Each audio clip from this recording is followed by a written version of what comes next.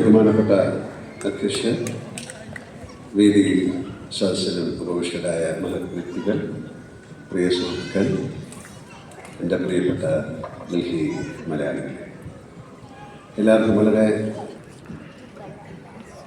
കേരളം ദൈവത്തിൻ്റെ സ്വന്തം നാടാകുന്നത് അവിടുത്തെ അനന്യമായ കലാ സാംസ്കാരിക പാരമ്പര്യം കൊണ്ടുകൂടിയാണ്.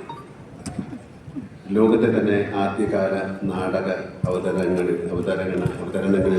ഒന്ന് എന്ന് വിശേഷിക്കപ്പെടുന്ന കൂടിയാട്ടം മുതൽ ക്ഷേത്രകലകളായ കഥകളിയും രാമനാട്ടവും കൃഷ്ണനാട്ടവും തുടങ്ങിയ ക്ഷേത്രകലകൾ ആഘോഷിക്കപ്പെടുന്ന ഒരു നാടാണ് കേരളം.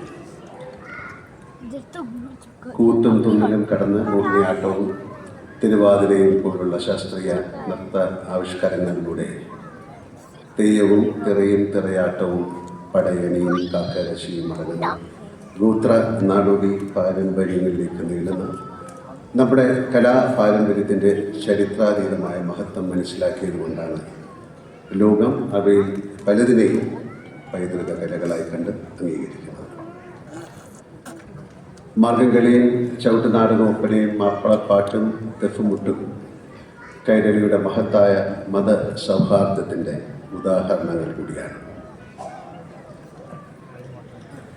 സോപാന സംഗീതത്തിൻ്റെ ആർദ്ര സൗമ്യതയിൽ നിന്ന് പഞ്ചാരി മേളത്തിൻ്റെ ആസുര താളത്തിലേക്ക് നീളുന്ന നമ്മുടെ സംഗീത വഴികളും വിശ്വകീർത്തി നേടിയതാണ്. ഇതൊക്കെയും നമുക്ക് മലയാളികൾക്ക് കേവലം കലാരൂപങ്ങൾ മാത്രമല്ല, തലമുറകളുടെ ആത്മാവും വിശ്വാസവും പ്രതിഫലിക്കുന്ന പൈതൃക സ്വത്തും കൂടിയാണ്. മലയാളി ആവുന്നതും കേരളമാകുന്നതും മാതൃഭാഷയ്ക്കൊപ്പം നമ്മുടെ അതുല്യവും അമൂല്യവുമായ ഈ പാരമ്പര്യ പൈതൃക കലാ സാംസ്കാരിക ധാരകളെ അന്യം നിന്ന് പോകാതെ കാത്തു സൂക്ഷിക്കുന്നത് കൊണ്ടാണ്. അതാണ് പരമാർത്ഥം. ഓരോ മലയാളിയും അത് അവരുടെ സാമൂഹികവും സാംസ്കാരികവുമായ നിയോഗമോ ദൗത്യമോ ആയി തന്നെ ഏറ്റെടുക്കേണ്ടതാണ്. എന്നാൽ തലമുറ മാറ്റങ്ങൾക്കനുസരിച്ച് ഈ ദൗത്യ നിർവഹണം വേണ്ടത്ര ഫലപ്രദമായി സംഭവിക്കുന്നുണ്ടോ എന്നതിൽ ആത്മപരിശോധന ഉണ്ടായതിൻ്റെ ഫലമായി ഉദിച്ചു വന്ന ആശയമാണ് ജനോത്സവം എന്ന ഈ മഹാമേള എന്ന് ഞാൻ വിശ്വസിക്കുന്നു. ഭാരത തലസ്ഥാനമായ ഈ ഇന്ദ്രപ്രസ്ഥത്തിൽ ഏതാണ്ട് 10 ലക്ഷത്തിലധികം മലയാളികൾ ഉണ്ടാകുമെന്നാണ് കണക്ക്. അതിൽ തന്നെ കേരളത്തെ ഓണത്തിനും വിഷുവിനും മാത്രം ഗൃഹാതുരത്തോടെ ഓർക്കാൻ നിർബന്ധിതരായി പതിറ്റാണ്ടുകളായി ഇവിടെ സ്ഥിര താമസം ആക്കിയവരാണ് ഏറെ.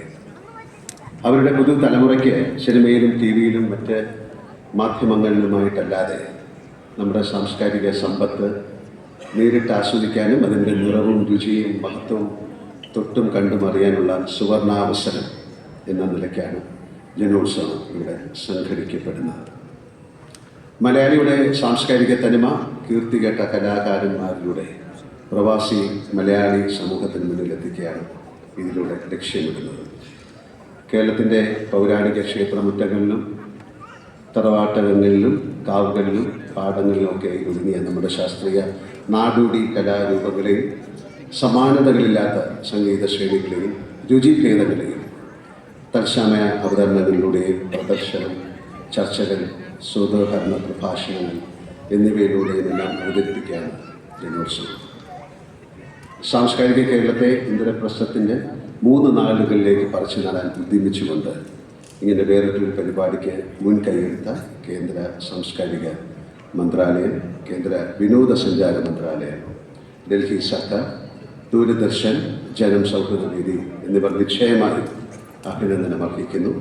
അവരുടെ കേരളത്തിൽ നിന്നുള്ള ഒരു ഇളയ കലാകാരൻ്റെ കൃത്യമായ നമസ്കാരം. ഇനിയുള്ള 3 പകലുകളും രാത്രികളും മഹത്തായ ഒരു സാംസ്കാരിക ഗുണമാറ്റത്തിൻ്റേതാണ്. നാനാത്വത്തിലെ ഏകത്വത്തെ തിരിച്ചറിയാനുള്ള അസുലഭ അവസരമെന്ന നിലയ്ക്കും വൈവിധ്യത്തിലൂന്നിയുള്ള ദേശീയതയുടെ തിരിച്ചറിവെന്ന നിലയ്ക്കുമായിരിക്കും ജനോത്സവം മലയാളികളടക്കമുള്ള ഡൽഹി നിവാസികളുടെ ഹൃദയങ്ങളിൽ ചേക്കേറാൻ പോകുന്നത് എന്നെനിക്ക് ഉറപ്പുണ്ട്. കേരളത്തിൻ്റെ കലാസാംസ്കാരിക സംഗീത സമിതികൾക്ക് ഇന്ദ്രപ്രസ്ഥം ഒരു സ്ഥിരം വേദിയായി മാറട്ടെ എന്നും പാരമ്പര്യവും യുവത്വവും കൈകോർക്കുന്ന സാംസ്കാരിക പ്രസ്ഥാനമായി ജനോത്സവം വളരട്ടെ എന്നും പ്രാർത്ഥനയോടെ ആശംസിക്കുന്നു. വിവിധ സംസ്കാരങ്ങളുടെ സംഗമ ഭൂമി എന്ന നിലയിലും ലോകത്തെമ്പാട് നിന്നുമുള്ള വിനോദസഞ്ചാരികൾ പതിവായി എത്തുന്ന ഇടമെന്ന നിലയിലും ഡൽഹിക്ക് സവിശേഷമായ പ്രാധാന്യമുണ്ട്. അതുകൊണ്ട് തന്നെ ജനോത്സവം ഡൽഹിയിൽ അരങ്ങേറുമ്പോൾ അതൊരു ലോകമെമ്പാടുമുള്ള ആസ്വാദകരിലേക്ക് നമ്മുടെ കലകളെയും സംഗീതത്തെയും എത്തിക്കുന്ന സാംസ്കാരിക ഉത്സവമായി മാറുകയാണ്. കടൽ കടന്ന് സുഗന്ധ ദ്രവ്യങ്ങൾ ലോകത്തെ കീഴടക്കിയതുപോലെ നമ്മുടെ സാംസ്കാരിക സൗരഭ്യവും ആകാശങ്ങൾ താണ്ടി ലോക ഹൃദയങ്ങളെ കീഴടക്കട്ടെ. ഈ കലാമേളയുടെ വിജയത്തിനായി അക്ഷീണം പ്രയത്നിച്ച ഇതിൻ്റെ പിന്നാമ്പുറത്തെ ഓരോരുത്തരെയും മലയാളി എന്ന നിലയ്ക്ക് അതിലുപരി ഭാരതീയൻ എന്ന നിലയ്ക്ക് ഞാൻ എൻ്റെ നന്ദി രേഖപ്പെടുത്തുകയാണ്. നിങ്ങൾക്കെല്ലാം എൻ്റെ ഹൃദയപൂർവ്വമുള്ള നമസ്കാരം. ഒരിക്കൽ കൂടി നല്ല ഒരു സായാഹ്നം നേരുന്നു. അടുത്ത 3 ദിവസം വളരെ ഗംഭീരമായി മാറട്ടെ എന്ന് പ്രാർത്ഥിക്കുന്നു. എല്ലാവർക്കും നല്ലൊരു രാത്രി നേർന്നുകൊണ്ട് നിർത്തുന്നു. നന്ദി, നമസ്കാരം.